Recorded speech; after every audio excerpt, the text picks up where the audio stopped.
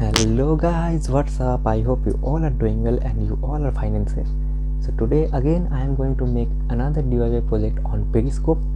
So without wasting much more time, let's get started.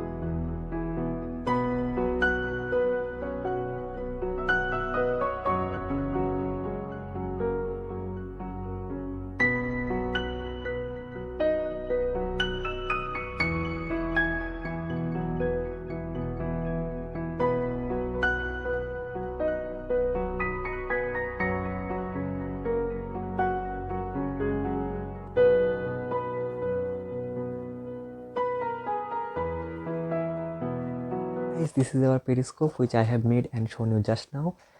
Periscope has many uses. As you know, it is mainly used in submarines and to observe the things which are in an upper elevation or a higher elevation. So if you have enjoyed the entire making process of this Periscope, let me know this in the comment section below.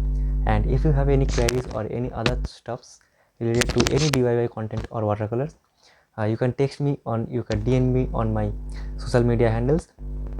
So see you in the next video guys. Till then, be safe, take care, see you, have a good day, keep doing DIYs and keep doing watercolors. So see you in the next video guys. Tata and bye bye.